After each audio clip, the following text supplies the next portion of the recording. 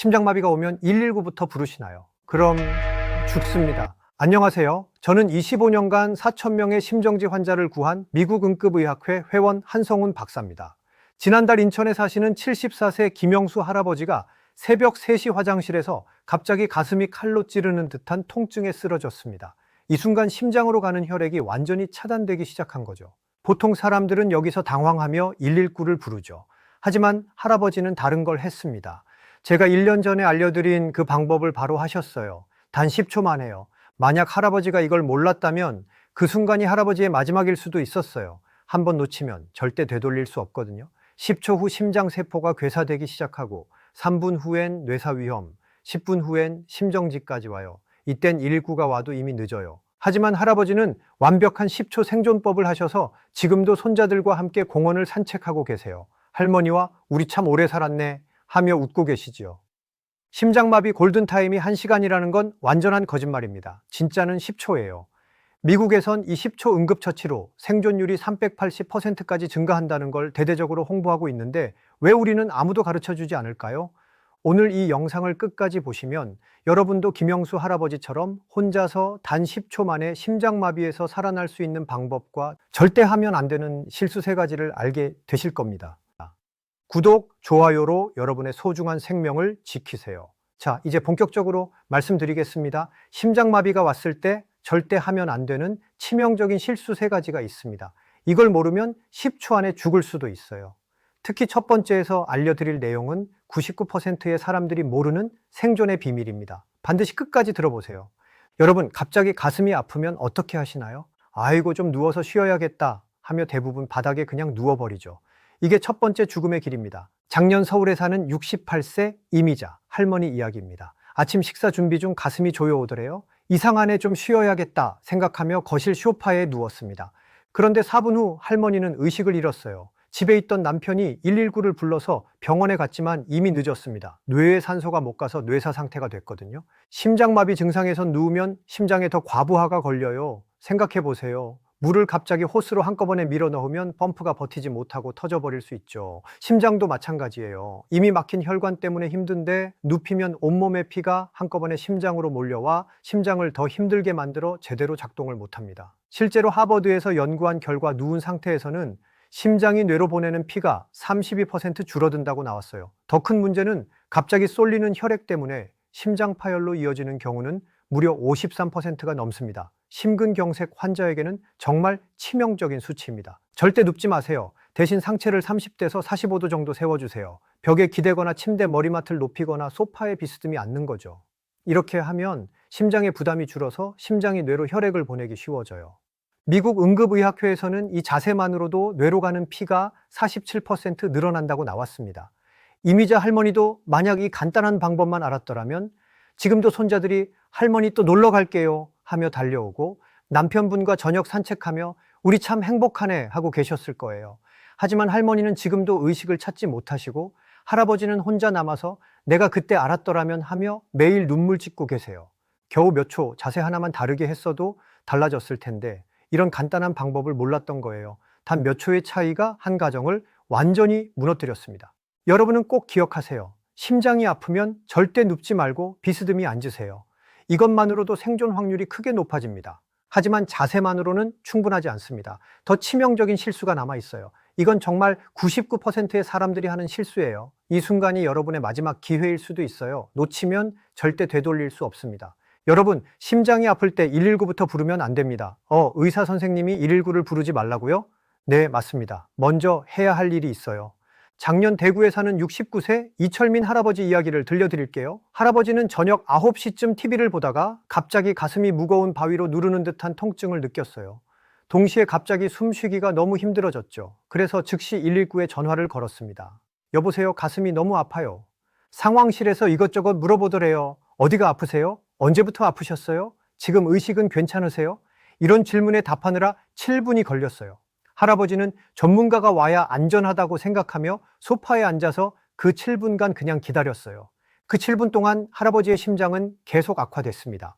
구급차가 도착했을 때는 이미 심장으로 가는 혈관이 거의 다 막혀가고 있었어요. 119에 전화하는 건 맞아요. 하지만 도착까지 평균 9분 15초가 걸려요. 심장마비는 10초가 골든타임인데 그 소중한 시간에 가만히 기다리기만 하면 어떻게 될까요? 미국 심장협회에서 발표한 연구를 보면 미국 뉴욕에서 911 신고 후 구급차가 도착하기까지 평균 걸리는 시간이 9분 15초예요. 심지어 이 수치는 헬리콥터를 이용한 긴급 이송까지 포함한 수치예요. 서울이라고 크게 다를까요? 여러분, 9분이면 평소 같으면 커피 한 잔 내려서 다 마시고도 남을 시간이에요. 그런데 더 중요한 건 응급차가 와도 병원까지 또 15분, 20분 시간이 걸린다는 거예요. 그럼 어떻게 해야 할까요? 첫째, 아스피린부터 먼저 드세요. 2024년 미국 심장협회 공식 가이드라인에서는 심장마비 의심 시 아스피린을 먼저 복용한 후 119에 신고하라고 명시되어 있어요. 왜냐하면 어차피 병원에 가면 의사가 가장 먼저 하는 게 혈전용해제 투여거든요. 아스피린도 혈전을 녹이는 약이에요. 그럼 미리 먹는 게 낫지 않겠어요? 실제로 미국 구급차 안에서도 구조대원이 가장 먼저 하는 일이 아스피린 투여예요. 병원 도착 전에 미리 혈전 용해를 시작하는 거죠. 아스피린을 드신 후에 119에 신고하세요. 김영수 할아버지가 했던 그 방법을 스스로 하는 거예요. 10초면 충분해요. 둘째, 119 신고 후 목을 마사지하며 기다리세요. 119만 가만히 기다리지만 말고 목 양쪽을 마사지해 주세요. 턱선 바로 아래 목 양쪽에서 맥박이 뛰는 곳을 찾으세요. 그곳이 경동맥이에요.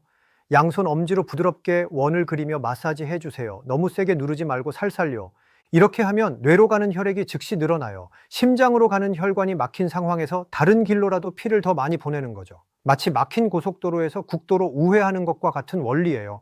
119가 올 때까지 기다리는 것보다 본인이 먼저 하는 응급처치가 더 효과적이라는 게 바로 이런 이유예요. 미국 911 센터에 따르면 911을 부르고 가만히 기다리는 심장마비 환자보다 아스피린을 즉시 복용하고 마사지를 시행한 환자가 생존율이 무려 380% 높았다고 합니다. 이철민 할아버지는 다행히 살아나셨지만 심장의 35%가 이미 손상되어서 이제 계단 한 층도 못 오르세요. 숨이 차서 말씀도 제대로 못 하시고요. 평생 약봉지를 들고 다니시며 그때 내가 알았더라면 하며 매일 후회하고 계세요. 하지만 만약 119 신고 전에 즉시 아스피린을 씹어서 먹고 신고 후 목 마사지까지 하셨다면 이런 후유증은 없었을 거예요.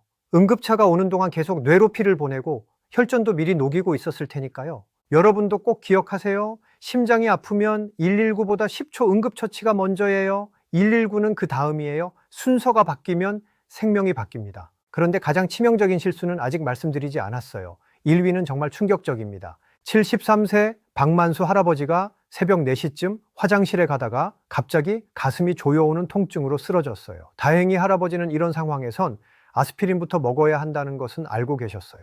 문제는 엄청난 통증 때문에 공황 상태에 빠져 어디에 아스피린을 둔지 잊어버리신 거예요. 어디 뒀지? 하며 서랍을 뒤지는데 손이 떨려서 약통도 제대로 잡을 수 없어요. 눈앞이 깜깜해져서 약이 어디 있는지 보이지도 않고 머리가 새하얘져서 뭘 해야 하는지 생각도 나지 않았어요. 침실, 서랍, 거실, 약통, 부엌 찬장까지 찾아다니는데 5분이 걸렸어요. 겨우 아스피린을 찾았는데 아주 질긴 포장, 즉 어린이 보호용 안전 포장이 되어 있더래요. 가슴이 찢어지는 고통 속에서 떨리는 손으로 포장을 뜯으려고 했지만 잘 안 뜯어져요. 결국 가위를 찾아서 포장을 자르고 약을 꺼냈는데 벌써 8분이 지났어요. 그렇게 아스피린을 드시고 25분을 기다렸지만 증상이 나아지지 않았어요. 결국 119를 부르게 됐고 병원에서 응급심장 수술을 받으셨지만 안타깝게도 돌아가셨어요. 만약 할아버지가 이 두 가지를 아셨더라면 결과는 달랐을 겁니다.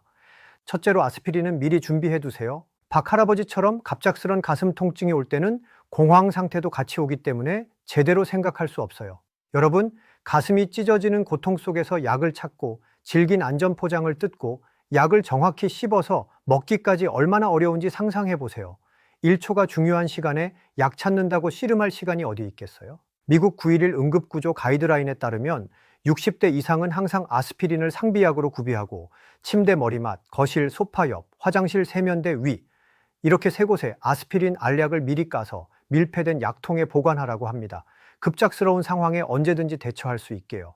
그런데 여기서 중요한 건 아스피린을 절대로 가루로 만들어 두시면 안 된다는 거예요. 그 이유를 말씀드릴게요. 심장마비 의심 시 아스피린은 정확히 325mg만 먹어야 합니다. 이 용량이 몸에 부작용 없이 혈전만 녹일 수 있는 최적의 용량이에요. 그 이상을 드시면 위장관 출혈이 생겨 위험해요. 그런데 가루로 부셔 놓으면 정확한 용량을 맞추기가 어렵죠. 더 중요한 건 가루와 씹어서 먹는 방법의 흡수 시간 차이도 거의 나지 않아요. 오히려 가루가 목점막을 자극해 사례가 들려 기침을 유발할 가능성만 더 커집니다. 순간적으로 기침을 하게 되면 심장 압력을 높여서 최악의 상황에선 심장 근육이 찢어질 수도 있어요. 그래서 실제로 유럽과 미국 심장학회에서도 반드시 알약 그대로 씹어서 복용하라고 권장하고 있습니다. 둘째, 아스피린 복용 후 반드시 119에 신고하세요. 박만수 할아버지의 두 번째 실수는 약을 드시고 119에 신고를 안 하고 괜찮아지겠지 하며 25분간 기다리신 것이었어요. 할아버지는 새벽에 119 부르면 온 동네가 시끄러울 텐데 하며 걱정하신 거예요. 문제는 아스피린을 먹었다고 해서 즉시 나아지는 게 아니에요. 아스피린은 혈전이 더 커지는 걸 막아주는 거지 이미 막힌 혈관을 당장 뚫어주지는 못해요. 아스피린을 드신 후에는 반드시 119에 신고하고 병원에 가셔야 해요. 병원에서 강력한 혈전 용해제나 응급시술로 완전히 막힌 혈관을 뚫어줘야 하거든요. 박만수 할아버지도 만약 미리 아스피린을 준비해 두시고 복용 후 즉시 119에 신고하셨다면 지금도 건강하게 손자들과 공원에서 뛰어놀고 할머니와 시장 나들이 다니며 계셨을 거예요. 10초 안에 바로 사용하고 즉시 병원에 갔을 테니까요. 하지만 이 모든 것을 사전에 막을 수 있다면 어떨까요? 심장마비는 드라마처럼 갑자기 찾아오지 않아요. 그 전에 몸에서 미리 신호를 보냅니다. 이 신호들만 놓치지 않아도 미리 병원에 방문해서 심장마비 자체가 안 오게 만들 수 있어요. 딱 네 가지만 기억하세요. 첫 번째로 가슴 압박감을 절대 가볍게 보면 안 돼요. 많은 분들이 가슴이 좀 답답하네 하면서 그냥 넘어가시는데 이게 바로 심장이 보내는 첫 번째 경고 신호예요. 이 압박감은 보통 며칠에서 몇 주 전부터 시작돼요.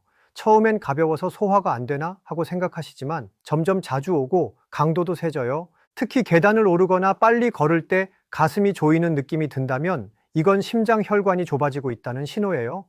쉬면 괜찮아지지만 다시 움직이면 또 그런다면 이미 심장 혈관의 70% 이상이 막혀 있을 가능성이 높거든요. 두 번째는 숨이 차는 증상이에요. 평소보다 조금만 움직여도 헉헉거리거나 밤에 누워 있는데 숨이 답답해서 베개를 높게 베고 자게 된다면 이건 심장 기능이 떨어지고 있다는 증거예요. 특히 새벽에 숨이 막혀서 깨는 일이 자주 생긴다면 반드시 병원에 가보셔야 해요. 세 번째는 소화불량 같은 증상이에요. 갑자기 속이 메스꺼워지고 윗배가 더부룩하면서 아픈 증상이 계속 반복된다면 이건 위장 문제가 아닐 수 있어요. 특히 여성분들은 가슴 통증보다 이런 소화기 증상으로 먼저 나타나는 경우가 많거든요. 체한 것 같다며 소화제만 드시지 마시고 며칠째 계속된다면 심장 검사를 받아보세요. 마지막으로 왼쪽 팔이나 목, 턱 통증이에요. 특별히 다친 곳도 없는데 왼쪽 팔이 저리거나 아프고 목이나 턱까지 아픈 증상이 며칠째 계속된다면 이것도 심장에서 보내는 신호일 수 있어요. 많은 분들이 어깨가 결렸나 하면서 마사지만 받으시는데 가슴 불편감과 함께 나타난다면 반드시 검사 받으세요. 이런 증상들이 하나라도 며칠 이상 지속된다면 좀 더 지켜보자 하지 마시고 바로 심장내과에 가보세요. 조기에 발견하면 약물 치료나 간단한 시술로도 충분히 막을 수 있거든요. 박만수 할아버지처럼 최악의 상황을 미리 예방할 수 있는 거예요.